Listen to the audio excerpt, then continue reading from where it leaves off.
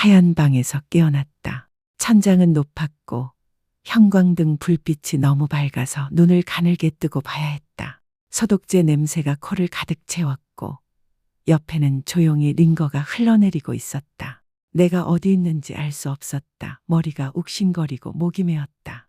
간호사가 들어와 내가 깨어 있는 것을 보고 미소를 지었다. 할머니가 깨어 계세요? 정말 다행이에요. 길 한가운데서 기절하셨어요. 지나가던 사람이 보고 구급차를 불렀어요. 어떻게 기절했는지 정확히 기억나지 않는다. 쓰레기 봉지를 밖에 들고 있었다는 것만 기억난다. 그런데 갑자기 어지러움이 느껴지고 모든 것이 어두워졌다. 나는 쉰 목소리로 부드럽게 물었다.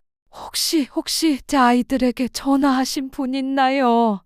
간호사는 고개를 살짝 저었다. 주머니에서 휴대폰을 찾아봤는데 3개의 번호가 저장되어 있었습니다. 큰아들 차남, 막내 아들. 누구에게 전화할까요? 나는 비꼬는 듯이 미소 지었다. 3개 다 불러. 전화번호를 누를 때마다 몸이 떨렸다. 손이 너무 약해서 간호사에게 전화기를 좀 잡아달라고 부탁해야 했다. 벨소리는 계속 울렸다. 큰딸 받지 않았다. 둘째 전원이 꺼졌다. 막내 벨소리가 멈췄다. 나는 아무 말도 하지 않았다. 아무도 묻지 않았다. 아무도 내가 어디 있는지 알지 못했고 알고 싶어 하지도 않았다. 간호사는 걱정스러운 눈빛으로 나를 바라보았다. 다시 전화하시겠습니까? 나는 고개를 저었다. 신경 쓰고 싶지 않았다. 엄마, 왜 그래? 나 바빠서. 라는 투덜거리는 목소리를 듣고 싶지 않았다. 나는 병원 창밖을 내다보았다. 서울은 여전히 북적이고 분주했고 오늘 아침 인도에서 기절했던 할머니는 애초에 존재하지 않았던 것처럼 차들이 쌩쌩 지나갔다. 나는 내 아이들을 생각했다. 아이들이 어렸을 때 나는 차가운 눈 속에서 새아이를 업고 시장에 밥을 질러 가곤 했다. 아이들이 열이 나서 아플 때는 병원 침대 옆에 앉아 자고 아이들이 잠든 모습을 지켜보기 위해 밤새 깨어있기도 했다. 그런데 나는 마치 누구의 엄마, 도 되어본 적이 없는 것처럼 혼자 누워있다. 아이들을 탓할 생각은 없다. 그저 춥게만 느껴진다. 저는 신을순 74세입니다. 나이가 많은 건 사실이지만 너무 많은 나이를 먹었다는 것도 사실입니다. 저는 한때 엄마였고 아내였고 진정한 주부였습니다. 돈과 저를 위한 시간 외에는 부족한 게 없었습니다. 남편은 막내가 중학교에 다닐 때 일찍 세상을 떠났습니다. 저는 온 가족을 혼자서 부양했습니다. 집 청소를 하기도 하고 식당에서 설거지를 하기도 했습니다. 때로는 손에 물집이 잡히고 기름 냄새가 몸에 배기도 했지만 그래도 행복했습니다. 집에 돌아오면 새아이들이 달려와 저를 불렀습니다. 엄마가 집에 왔어요. 하지만 지금은 달라졌습니다. 이제 전화만 하면 되는데 아무도 받지 않습니다.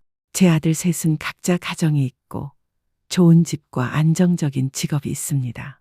제가 약하고 건망증이 심하고 짜증이 많고 눈이 침침하고 다리가 후들거릴 때 적어도 아이들과는 살 수 있을 거라고 생각했습니다.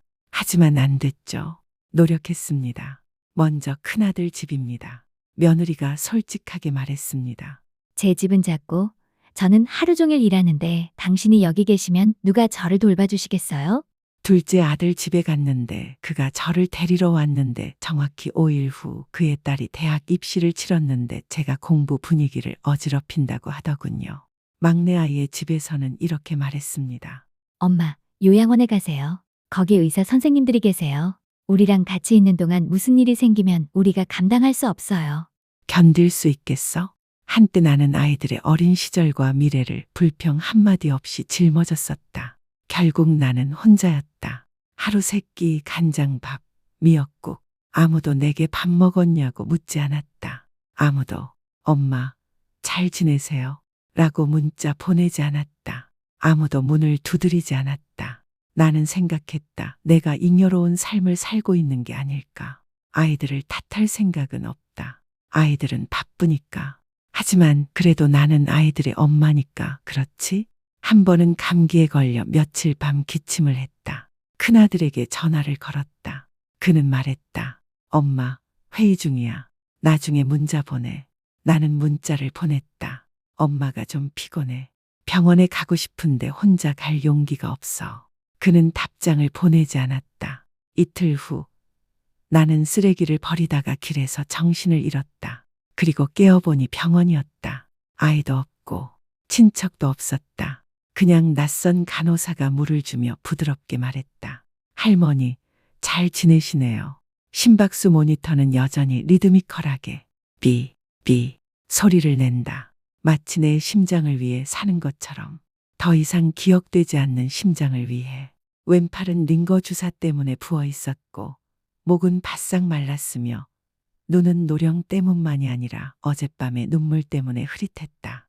주변을 둘러보았다. 아무도 없었다. 아이는 단 한 명도 없었다. 아주 또렷하게 기억난다. 어지러워 길 한가운데서 정신을 잃기 전에 나는 그들 모두에게 전화를 걸려고 애썼다. 아직 의식이 남아 전화를 걸 수 있을 때 큰아이에게 전화를 걸었다.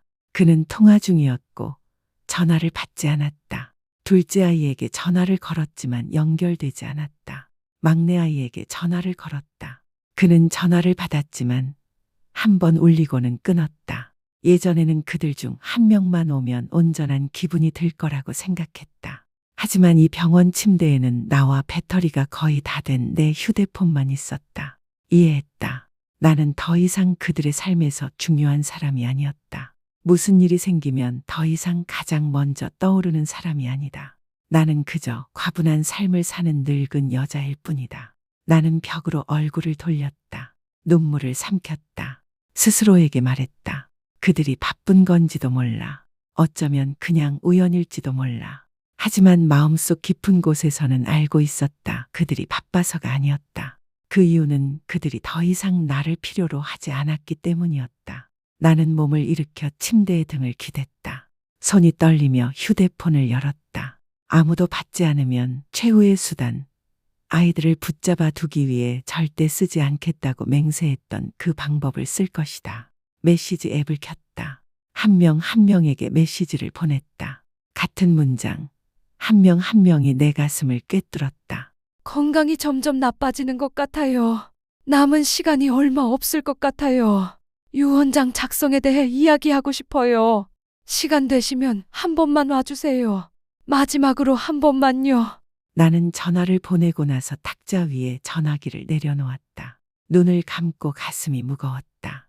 나는 내가 무엇을 하고 있는지 정확히 알고 있었다. 유언장 작성이라는 세 단어가 아이들에게 얼마나 큰 의미를 갖는지 정확히 알고 있었다. 내가 엄마가 아프다 고 말했을 때 아이들은 전화를 받지 않았다.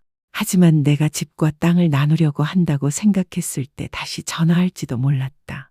어떤 아이들은 서둘러 물었다. 언제 유언장을 작성할 건가요? 어떻게 나눌 건가요? 공증은 됐나요? 그리고 나는 놀라지 않을 것이다. 왜냐하면 나는 누구보다도 잘 알고 있기 때문이다. 가난한 엄마는 잊혀지고 재산이 있는 엄마는 어떤 목적이든 보살핌을 받게 될 것이다. 나는 눈을 감았다. 더 이상 아무것도 기대하지 않았다. 그냥 기다려봤습니다. 제가 낳고 오랜 세월 고된 노동으로 키운 새 아이 중에 저를 엄마로 기억하는 사람이 있을까요? 재산 신고서에 적힌 번호 말고요. 문자를 보낸 지 이틀 후 전화가 왔습니다. 한 명도 아니고 세 명이나. 큰딸이 새벽 6시에 전화를 했는데 마치 방금 뛰어온 사람처럼 목소리가 갈라졌습니다. 엄마, 잘 지내세요? 어느 병원에 계세요? 저는 곧 갈게요.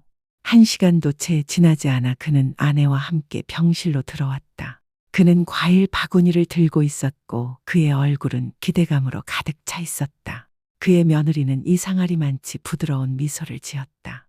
엄마, 밥 먹을 수 있어요? 영양죽 가져왔어요. 이거 먹으면 기분 좋아질 거예요. 나는 깜짝 놀랐다. 며칠 더 있으면 집에 놓인 냄새가 날 거야. 라고 말했던 며느리였을까? 아니면 꿈을 꾸고 있었던 걸까? 정신을 차리기도 전에 문이 다시 열렸다. 둘째 아들이 들어와 가면을 벗고 미소를 지었다. 엄마, 괜찮아져서 다행이에요. 저번에 핸드폰이 고장나서 메시지를 못 봤어요.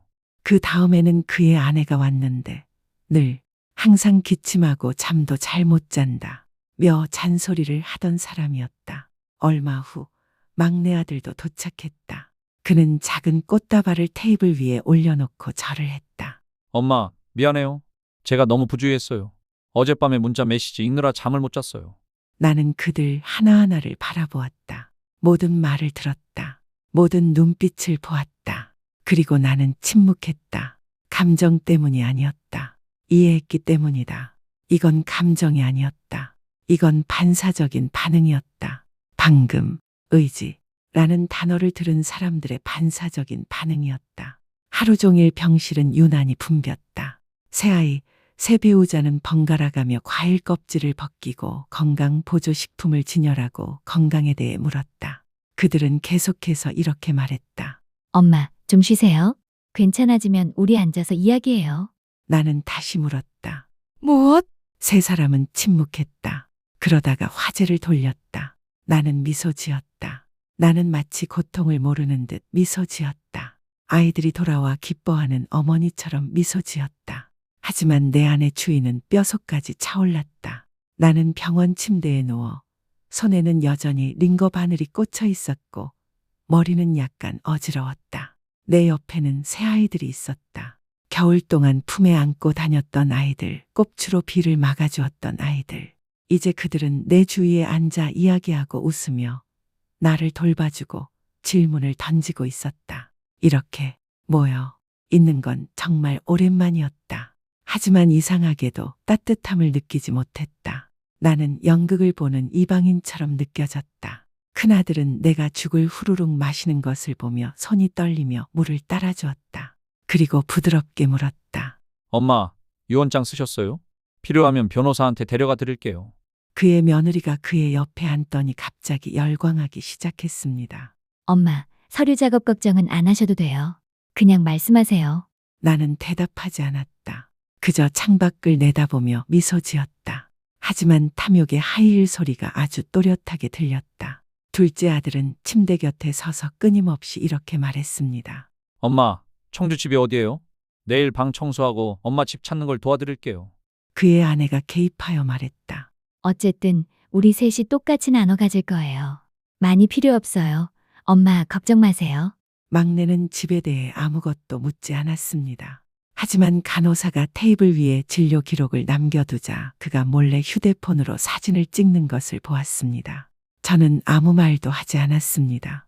그냥 돌아섰습니다. 하지만 장갑 한 켤레도 없이 눈밭에서 구직 활동을 하고 집에 돌아온 그의 12월보다 마음이 더 차가웠습니다. 나는 거기 앉아 아무 말도 하지 않았다. 그저 지켜보기만 했다. 모든 작은 몸짓들, 세 형제가 주고받은 모든 눈빛들, 계산을 숨길 수 없는 모든 눈빛들. 나는 더 이상 어머니가 아니었다. 나는 살아있는 자산이었다. 걸어다니는 붉은 책, 말할 수 있는 유언장. 나는 그들을 하나하나 바라보았다. 표정은 제각각이었지만 한 가지는 똑같았다. 그들은 내가 다쳤는지 묻지 않았다. 아무도 내가 무엇을 먹었는지 묻지 않았다. 아무도 어렸을 때처럼 나를 안아주지 않았다. 그들은 그저 내가 무엇을 남기고 떠날지 지켜보고 있었다. 누구에게, 얼마나. 나는 한숨을 쉬었다. 그래, 엄마는 아직 살아계시다. 얘들아. 하지만 오랫동안 너희 마음속에 내가 살아있지 않았단다. 그날 밤 새아이들이 모두 집으로 돌아가자 병실은 평소처럼 고요해졌다. 나는 옆으로 누워 천장을 올려다보았다. 흐릿한 노란빛이 주름지고 얇은 내 피부에 쏟아졌다. 나는 손을 뻗어 가볍게 뺨을 만져보았다. 차가웠다. 아직 오랫동안 아무도 나를 안아주지 않았다. 더 이상 아무도 나를 진심으로 사랑으로 어루만져주지 않았다. 어렸을 때 한겨울에 고열이 나서 낡은 매트에 누워있던 적이 생각납니다. 새아이들은 아직 어렸지만 그래도 제 품으로 기어들어와 속삭였습니다. 엄마, 아프지 마세요. 아프면 누가 우리 밥 해줄까요? 그 기억을 평생 간직했습니다. 그들이 자라면 어쩌면 저를 그렇게 사랑해 주실 거라고 생각했죠. 하지만 제 생각은 틀렸습니다. 제가 약해졌을 때 저는 더 이상 엄마가 아니었습니다. 저는 쓸모없는 존재가 되었습니다. 저는 짐이 되었습니다. 저는 그들의 가족에게 문제를 일으키는 사람이 되었습니다. 그리고 제가 유언장을 언급했을 때 갑자기 저는 중요한 사람이 되었습니다.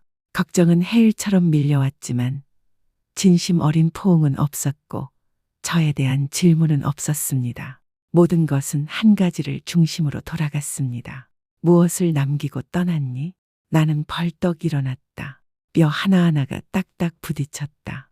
재산 관련 서류, 저축 통장, 서명하지 않은 유언장 초안 하나하나를 접었다. 모두 주머니에 넣었다. 그리고는 내가 쓰러져 있던 방을 뒤돌아보았다. 아이가 나타나기를 기다렸다. 더 이상 기다리지 않았다. 요양원으로 이사했을 때 나는 아무것도 결정하지 않았다. 그저 평화를 원했을 뿐이었다. 아무도 나를 찾지 않았다. 아무도 계산적으로 나를 찾지 않았다. 하지만 이곳에서 보낸 나날들은 다른 답을 주었다. 전에 결코 바라지 않았던 것들을 보았다. 내가 기침을 하자 낯선 사람이 내 손을 잡아주었다. 나이든 간호사가 따뜻한 수건으로 내 이마를 닦아주며 그녀의 입가에는 끊임없이 할머니 힘내세요 라고 외쳤다. 혈연 관계는 없지만 계산 없는 눈으로 나를 사랑하는 사람들. 나는 아무도 모르게 조용히 무언가를 했다. 은행에 전화를 걸었다.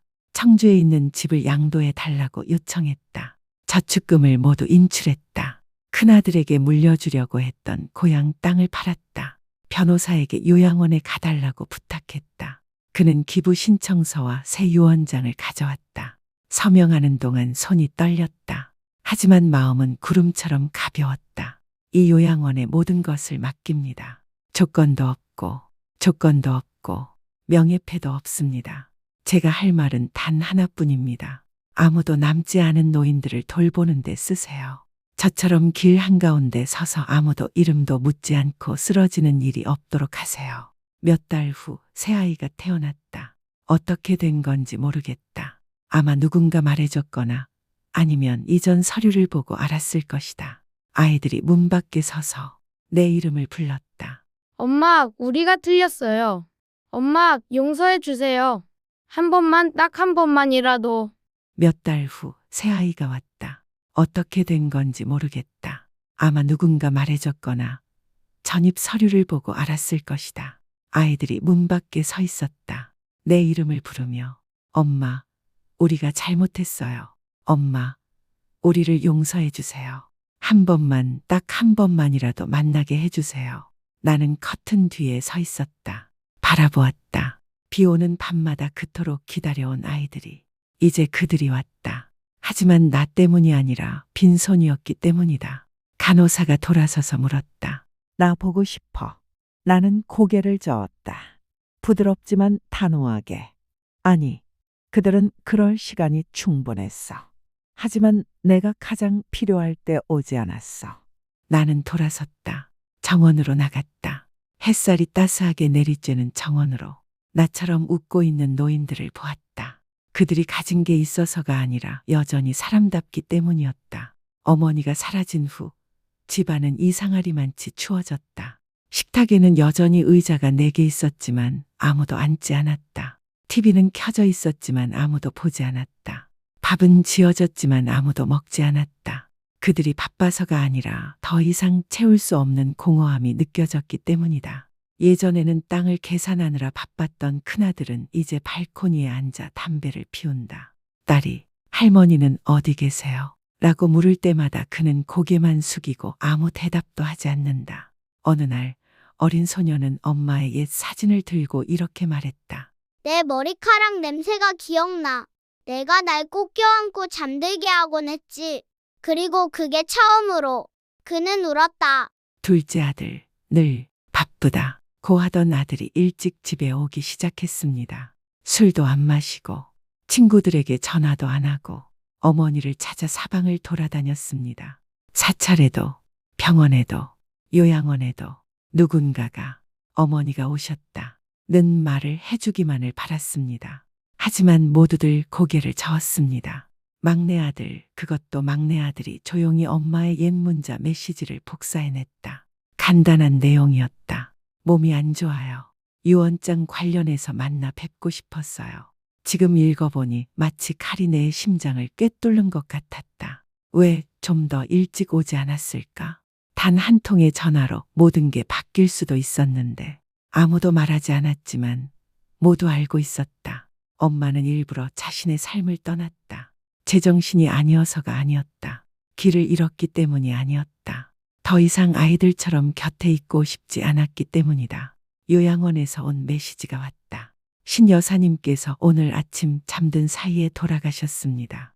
유언장도 없고 지시도 없고 사진 한 장도 없다. 작은 봉투 하나뿐이었다. 봉투 안에는 손으로 쓴 쪽지가 있었다. 내가 어렸을 때 나는 아무 대가도 바라지 않고 모든 것을 내주었다. 이제 나는 그렇게 떠난다. 하지만 이번에는 잃는다는 것이 무슨 뜻인지 알게 될지도 모른다.